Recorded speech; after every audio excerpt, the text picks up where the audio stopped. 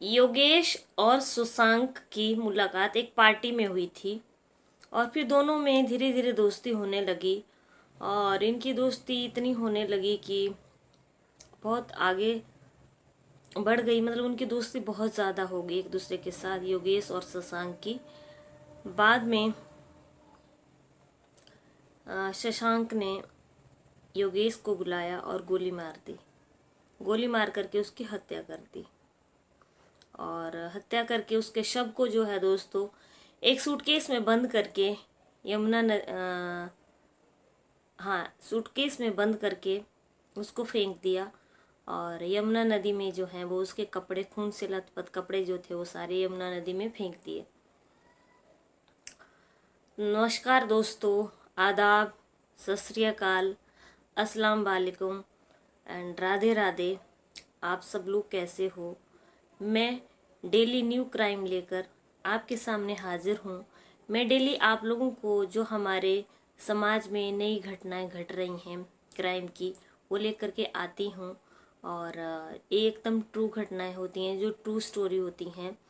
तो आज की स्टोरी को में भी कुछ इस तरीके की घटना घटी है कि योगेश और शशांक की मुलाकात जो है वो एक पार्टी के दौरान हुई थी। और उन दोनों में दोस्ती हो गई और बहुत अच्छी दोस्ती हो गई। तो ये योगेश जो है, इसकी उम्र दोस्तों 32 साल है। और शशांक जो है वो MBA का स्टूडेंट है। तो योगेश को नौकरी की बहुत तलाश थी, उसको बहुत जॉब की बहुत ज़्यादा ज़रूरत थी। तो वो शशांक को बताता है कि उसे नौकरी की बहुत ज़्यादा ज़रूरत है। तो शशांक जो है वो उसको उसके CV के साथ जो है उसको बुला लेता है।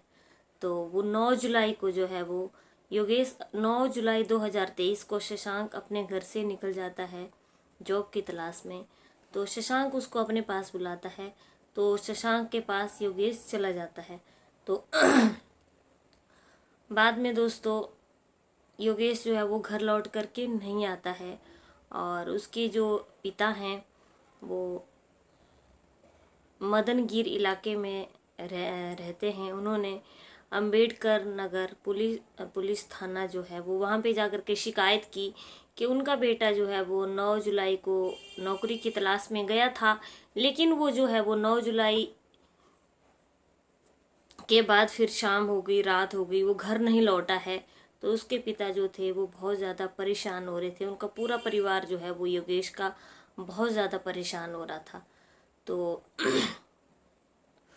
पुलिस ने जो है वो गुमशुदगी की तलाश जो है वो शुरू कर दी। और उनकी जो है वो FIR जो है वो लिख ली कि उनका बेटा जो है वो खो गया है।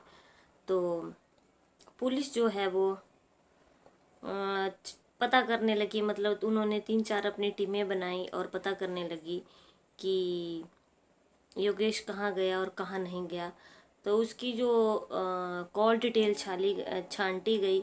तो कॉल डिटेल के आधार पे जो है वो उनकी कॉल की डिटेल निकाली गई योगेश की। तो योगेश जो है एक वाइट गाड़ी से जो है वो उतरता है। और वो गाड़ी जो है वो स्विफ्ट कार होती है। और स्विफ्ट में जो है वो एक कार आती है वहाँ पे द्वारका में सेक्टर 14 में जो है वो एक कार आती है। तो सेक्टर 14 में वो कार आकर के वहाँ पे रुकती है। और जो ड्राइवर की साइड है, उसी ड्राइवर की साइड जो है वो पीछे योगेश बैठा होता है। तो वो अपनी गाड़ी, उस गाड़ी से निकलता है और सामने ही जो है वो मॉल में जाता है। क्योंकि पुलिस ने जो है वो CCTV फुटेज खंगाली थी। तो पुलिस को जो है वो योगेश वहाँ से गाड़ी में से उतरता हुआ दिखाई देता है। तो जैसे ही योगेश उस गाड़ी में से उतरता है तो वो वहाँ पे जा कर के एक पिज़्ज़ा लेता है। और पिज़्ज़ा लेने के बाद जो है वो वहाँ से चल जाता है। तो पिज़्ज़ा लेने के बाद जो है वो दोनों वहाँ से चले जाते हैं। तो दोस्तों ये जो शशांक है वो उसको पुलिस के मुताबिक शशांक जो है वो उसको पिज़्ज़ा लेकर के और वो जो बियर की बोतल उन लोगों ने वहाँ से खरीदी होती हैं उसको लेकर के वहाँ से एक सुनसान इलाके में द्वारका के सेक्टर 12 में चला जाता है। सेक्टर 12 में जाने के बाद जो है वो अपनी गाड़ी कहीं सुनसान इलाके में शशांक रोक देता है।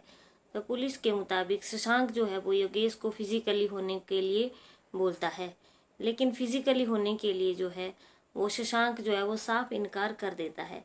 तो जब वो साफ इनकार कर देता है शशांक, तो उसकी गोली मार करके हत्या कर दी जाती है। शशांक जो है वो उसको गोली मार करके उसकी हत्या कर देता है। तो जैसे ही पुलिस ने जो है वो उसकी सारी हिस्ट्री खंगाली सीसीटीवी फुटेज में, तो उन्होंने जो है वो छापा मारा और शशांक को जो है वो पकड़ लिया।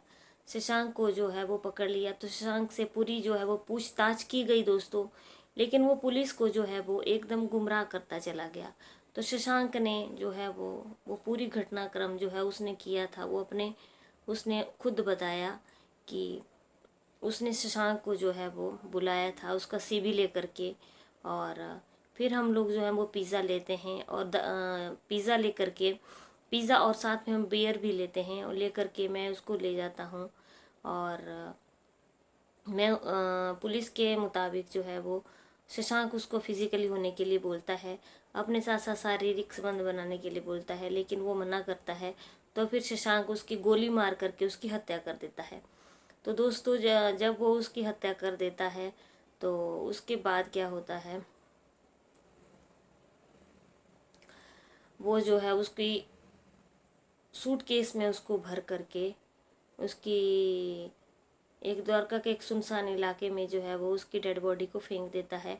और वो जो हथियार से उसके ऊपर वार किया था, मतलब वो जो पिस्तौल होती है उसको भी जो है, और उसके चद्दर जो है जिससे कपड़े खून से लथपथ होते हैं, उनको सबको समेट करके यमुना नदी में फेंक देता है।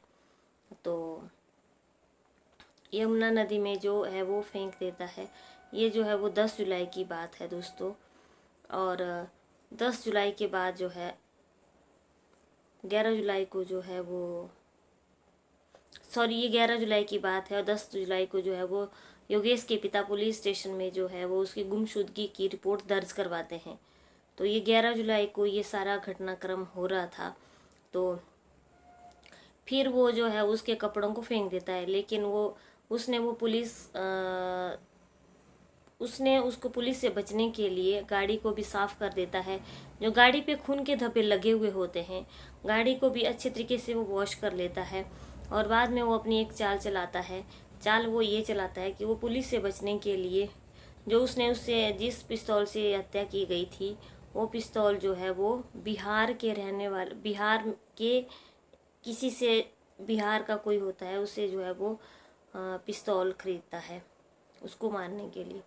तो उसके बाद दोस्तों क्या होता है, वो बिहार का ही एक नंबर होता है जिससे वो बार बार जो है वो योगेश के फादर को फ़ोन करता है कि उसकी फिरौती जो है वो 20 लाख मांगता है। योगेश की फिरौती जो है वो 20 लाख मांगता है, क्योंकि उसके दिमाग में ये प्लानिंग चली हुई थी कि अगर मैं उसकी फिरौती मांगूंगा तो पेरेंट्स को उसके ये लगेगा कि उनके बच्चे को किसी ने अगवा कर लिया है और उसकी वो फिरौती मांग रहा है। मतलब किसी को उसके ऊपर शक नहीं होगा कि उनके बच्चे को जो है वो मार दिया है।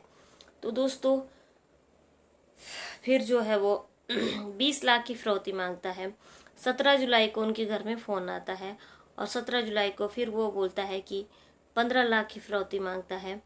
तो 15 लाख की फिरौती मांगे जाने के बाद जो है वो पुलिस को शक हो जाता है। तो पुलिस जो है वो कहीं ना कहीं जो है वो उसका पीछा कर रही होती है। सारी जगह जो है वो जिस नंबर से फ़ोन आया था उस कॉल की डिटेल निकालते हैं, तो बिहार की लगती है, और वो भी बिहार का कोई नंबर होता है, वो भी नंबर बिहार में चल रहा होता है। तो उसको फिर जो है वो वहीं पे दबोच लिया जाता है। उस नंबर के आधार पर जो है वो उस आदमी का पूरा पता चल जाता है, शशांक का। तो वो उसको वहीं पे अरेस्ट कर लेते हैं, और वो अपना जुर्म जो है वो पुलिस के सामने कबूल कर लेता है कि ये सारा षड्यंत्र जो है वो मैंने ही रचा था, और मैं ही फिरौती के जो है 15 और 20 लाख मांग रहा था। तो दोस्तों अब उसको जो है वो अरेस्ट कर लिया गया है, और उसके ऊपर जो है बहुत धाराओं का मुकदमा चलाया हुआ है और उसको बहुत कड़ी से कड़ी सज़ा मिलने वाली है दोस्तों। तो अगर ऐसे घिनौने खेल अगर आपके इर्द गिर्द भी हो रहे हों तो आप हमें ज़रूर बताना, कमेंट बॉक्स में ज़रूर बताना। आपकी घटनाओं, आपके इधर उधर हुई घटनाओं को भी लेकर के हम सामने आएंगे और दुनिया को बताएंगे कि हमारे समाज में ये कितने घिनौने कृत्य, कितने घिनौने कर्म हो रहे हैं। भगवान ने जो है इंसान को ज़िंदगी दी हुई है उसके कर्म करने के लिए, ताकि वो अच्छे कर्म करे और मरने के बाद उसको अच्छे फल मिले। लेकिन इंसान जो है वो ये भूल जाता है कि वो थोड़े ही दिन इस दुनिया में रहने के लिए आया है और फालतू की बातों में अपना दिमाग लगा करके कुछ ऐसे कृत्य, घिनौने कृत्य कर बैठता है जिससे वो ये जन्म तो उसका जाता ही है और अगला जन्म भी जाता है। तो दोस्तों इन सारे गलत चीज़ों से बचो। और आपको सिर्फ हमारा वीडियो बताने का और वीडियो बनाने का उद्देश्य सिर्फ ये है कि गलत कर्म मत करो, वरना करनी जो है वो बहुत बुरी तरह से भरनी पड़ती है। और मेरा किसी को कोई ठेस पहुंचाना नहीं है, वीडियो बना करके किसी को दुखी पहुंचाना नहीं है, बल्कि आप सब लोगों को जागरूक करना है कि ज़िंदगी सिर्फ 4 दिन की है, गलत कर्म मत करो। जय हिंद, जय भारत।